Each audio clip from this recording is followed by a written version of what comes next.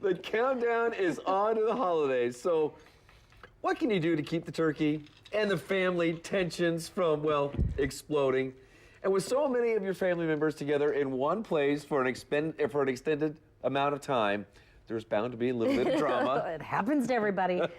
So psychologist Dr. Wes Crenshaw is here with some ways to try to keep things reasonably cheerful.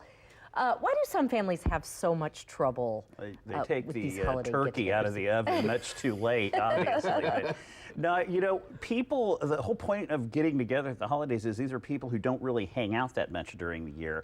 And the less they hang out, the more tensions will build, and there may be old axes to grind. And you just never know what somebody might accidentally say. And on top of that, you have generational differences. My mom is almost 90, and she's going to have a different view of Christmas than I do at my age or my kids do. And you get all these people in the same space together, and they all have different expectations of what the holidays really should mean, and so some conflict's going to ensue. All right, so what can we do to reduce the stress? Well, the first thing to do is what I call the KISS principle. You may be familiar with this from other situations. I call this Keep It Simple Santa. Okay. You need to tell Santa, not like Sally in Merry Christmas, Charlie Brown, where she has this enormous list of all these things she wants. Well, that's making fun of our tendency to overthink and overdo Christmas. And I think people have a lot less stressful and a lot more enjoyable Christmas when they keep things a little simpler, a little more chill. The second thing is watch out for the alcohol, and I don't mean like how many liquor stores you can hit on the way home.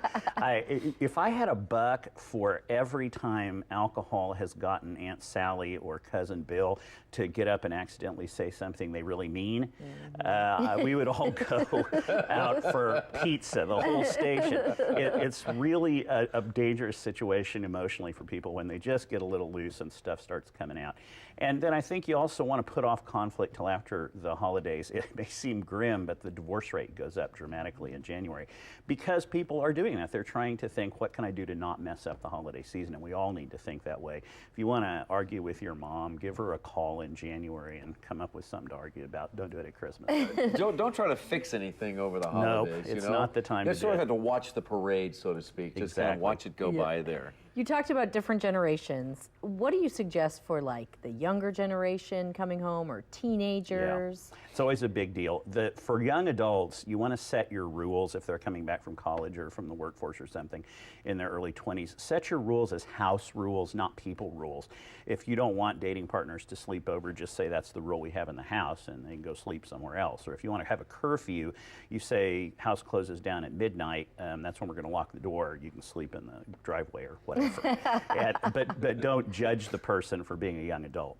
And then with teens and young adults, you want to help them balance family time with friendship time. But for heaven's sakes, if they have dating partners and friends that they want to have come over or spend time with, that's how they see the holidays. They see that as rest and recreation. And you want to kind of embrace that and understand this is the time when kids are transitioning away from the family. Sad as that makes us all feel, that's part of what they are doing to grow up and become young adults.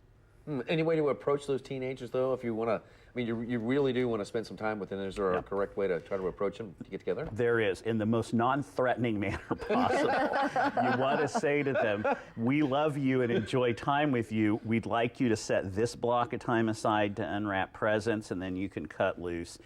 And if that doesn't work, tell them you'll take the iPad back to Nebraska Furniture Mart and just leave it there. So.